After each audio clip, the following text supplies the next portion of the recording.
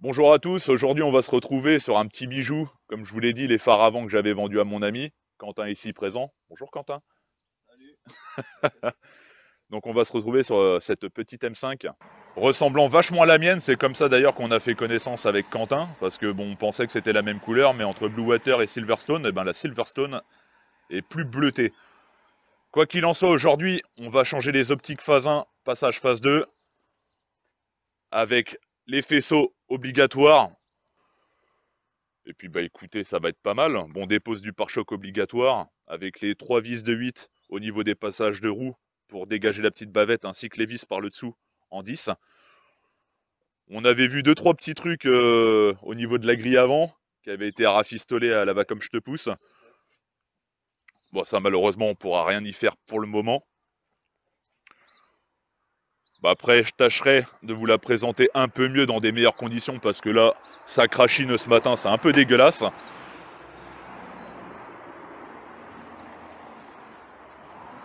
Mais bon, ça fait toujours plaisir d'avoir une petite M5 à la maison pour bricoler. J'ai beau être pro diesel, les gars, ça fait toujours plaisir. Hein, et de toute façon, le diesel, c'est par rapport à la consommation, comme je vous l'ai dit. Combien consommation, Quentin? 16 litres 5. Combien? 16 litres 5. Réel? Ouais, en Oh. moyenne. Ouais. Avec d'ailleurs un petit échappement qui vient aussi de chez HKR, Alex. C'est toi qui l'avais gravé, non? T'avais pas un petit gravage là-dessus, non? Non, non, je l'ai pas fait graver celui-là. Mais c'est D'accord. vrai qu'il le faisait pas encore là, que je l'ai fait faire. Ouais. On en avait pas parlé en tout cas.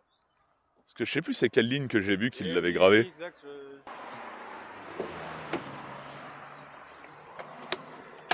Petit levage de capot, de toute façon, on va pas avoir le choix. Avec ce beau V8 des familles, bon, on va retrouver aussi quelques petites choses comme ça. Avec un tendeur qui ne tend absolument rien. On avait vu ça le dernier coup. Bon, c'est malheureux de faire ça sur une M5, mais bon, mon ami Quentin ici présent l'a acheté telle quelle. Donc on va faire en sorte de la rendre meilleure qu'elle ne l'est, tout simplement. Allez, c'est parti. Pendant qu'elle a encore son vieux regard à l'ancienne, on va retrouver ce que je vous disais par rapport au gris avec le scotch là. Donc bien sûr, ce n'est pas d'origine.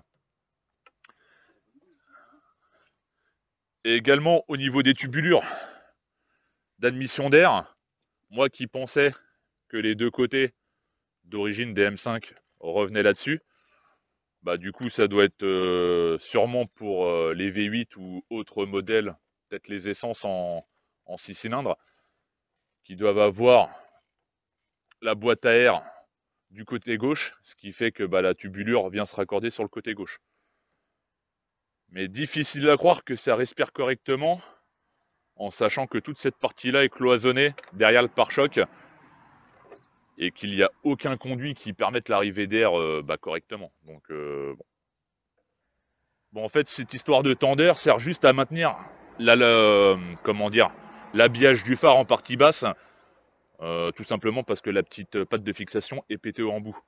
Mais ouais, je trouve ça un peu Oui, pourri. bah ouais. Un simple Colson aurait fait largement l'affaire. Parce que là, on avait fait le point au niveau des différents optiques, ça en était ok. Lui, c'est le bloc complet là. Ouais. Il faudrait qu'il aille là. Et là, en fait, il a pas du tout la même gueule, mais genre pas du tout, du tout. Genre, en gros, c'est limite tout l'optique complet d'ici là qu'il faudrait récupérer pour le mettre là. Mais moi, je vois ça de manière à. Faut démonter le feu quoi. Bah, moi, je vois que ça. Si on laisse tomber le xénon, ça fait chier. Bah, ça fait chier, mais on peut tester, à voir déjà si t'as un code erreur ou non. Et pour le contrôle, ça me posera pas de problème vu que j'ai lave-glace. Non, bah, le lave-glace, c'est pour les xénons. Tu comptes pas abandonner le fait de les monter tel quel, enfin de les monter Ouais, xénon. Hein. ouais. Mais au moins, ça peut te laisser le temps de le faire gentiment à la maison, tu vois. Tu sais, quand tu la laisseras poser, tac, tu te prends tes phares comme tu as fait pour les nettoyer, tu vois. Tu te les prends, tu prends les deux, bibing, tu démontes gentiment, tu refais l'étanchéité propre, bah, c'est un peu de temps, quoi. On essaye déjà comme ça, voir si Ouais, ça fonctionne. ouais. Bon, on voit déjà un optique, hein, on voit si ça merde. Franchement, moi qui n'ai jamais eu de xénon, c'est vrai que la première fois que je l'avais conduit toute la nuit, waouh, Ah bah, ça éclaire ça éclaire mieux. trop bien. Ça Hein? éclaire, ça éclaire mieux, Ça éclaire trop bien. mais un bon halogène bien réglé, ça fait le taf. Hein. Bon, Vas-y, ouais, on essaye au pire de remonter ça. Toc. Donc ça on est bon. Alors on a ça qui vient sous le phare. Alors, je te laisse le positionner correctement mon poulet. Et moi je vais faire en sorte de l'attacher dignement à un endroit strat. On essaie les phares? Tiens. Ouais bah essaye comme ça déjà, ça va te le dire. Plein phare? T'en as pas? T'es en plein phare là? Non. Mais plein phare? Ah c'est bon. Clignot? Bah écoute. C'est cool. C'est con pour les xénons, après dans un premier temps ça le fera. Je vais travailler un peu plus le sujet de mon côté, bah je pense que tu vas faire de même. Ouais, avec le deuxième en plus là, ça va la rajeunir direct. Bon, tu sais, si ça se trouve, elle restera comme ça. C'est possible. C'est fortement possible. Après le truc pour le contrôle technique avec les lave-phares, ce qui est le plus chiant c'est l'inverse. Tu vois ce que je veux dire? Dans tous les cas, oui, le plus chiant c'est l'inverse. Dans tous les cas, au pire pour le contrôle. Oui. Et là, tu remets cela, ouais.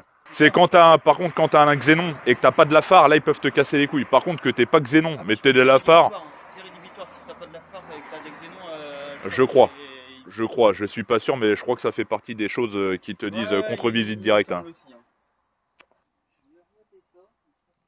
Ouais, bah remonte ça pendant que je mets le deuxième en place. Ouais, vas-y, teste voir ma poule.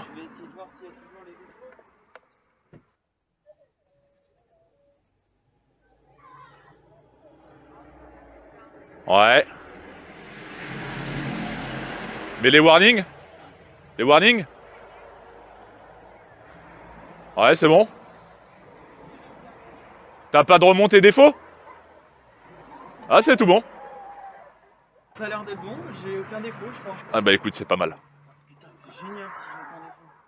Ah, Ouais, bah franchement, si j'ai aucun défaut, je crois que ça va rester comme ça. Je verrai bien si de nuit ça le fait très bien. Franchement, ça le fait. Après, je t'inviterai quand même à les régler. Et tu vois les réglages que je te disais, c'est là. Pour la hauteur. Tu vois que c'est fileté. Exact, oui. Donc tu vois, c'est tous ces petits ajustages là qui permettent que... Putain, c'était bien foutu quand même. Ouais, non, franchement, c'était bien pensé. Et puis, tu sais, le truc, c'est que... Enfin, personne le fait, mais... Entre les jeux de chaque élément de la bagnole, quand ça sort neuf, et à force d'avoir pris 100 000, 200 000 dans la gueule, tout a bougé, tout a vécu, tout a vibré. Et le truc, c'est que limite, tu veux faire un truc, un bijou, faut reprendre tous les jeux de la carrosserie de partout, avec des cales qui vont bien, avec les données qui vont bien aussi.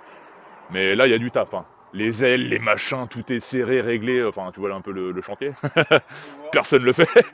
Personne le fait.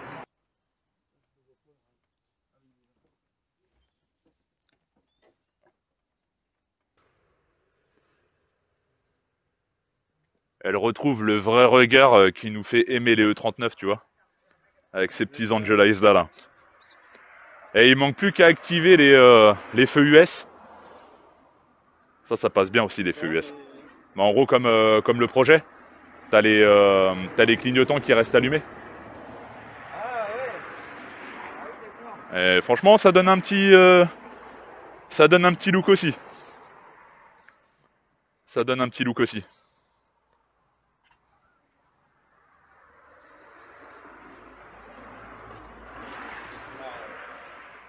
Ah, c'est vrai que les phares phasins, ça a pris un coup de vieux, quoi. Ça a pris un putain de coup de vieux. Je suis un gros fan de l'origine parce qu'en plus sur ceux-là, toutes les fonds officiels, les anneaux ils sont blancs. Ouais. Et en vrai ça je suis pas fan. Non, moi j'aime pas. C'est pas. Je les ai les ampoules pour que ça fasse de la LED blanc. Ouais. Et quand je l'ai eu, elle avait ça mon projet. Là. Je l'ai retiré direct. Je l'ai retiré direct. Bah, c'est pour ça que même mes feux de plaque, enfin moi je laisse tout d'origine. Toi ils sont à LED, c'est ça qui est bizarre. Faudrait regarder, t'avais un souci avec ton histoire là. Ouais mais ça à mon avis c'est pas d'origine, je pense pas. Parce que j'en ai des ampoules je crois d'origine à l'arrière. On doit regarder ça vite fait, à défaut de faire les feux. Parce que oui aussi il faut des putains de faisceaux pour les feux arrière. Mais bon pareil ça aussi ça va lui changer le cul. Hein. Ouais. Parce carrément. que, ouais, putain. Bah, il devrait arriver, je pense, la semaine prochaine. Ouais, de toute façon, comme je t'ai dit, il y a 4 vis. Hein.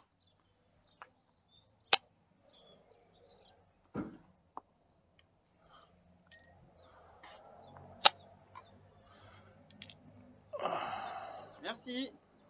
Bah, santé, mon Quentin. Ouais, santé. Merci beaucoup. Ça, c'est fait.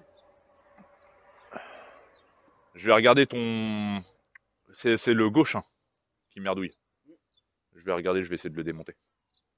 Je vais prendre un gros tournevis, d'ailleurs, à ce sujet. Tu veux les deux d'origine? Si tu les as, carrément.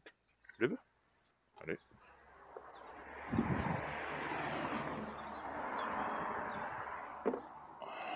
C'est bien cela. Les LED, c'est vraiment de la merde. Ah, C'est de la merde en barre. de l'origine. Au moins, tu auras récupéré Oui. des éclairages Oui, de clair. plaques dignes de ce nom. Bon, conclusion. Montage des feux phase 2 fini. Avec le tendeur qui a disparu, bon, qui a laissé place à un Colson, malheureusement en partie basse. Mais bon, écoutez, ça va lui changer sa gueule et puis je pense qu'on a fait un heureux. Impeccable.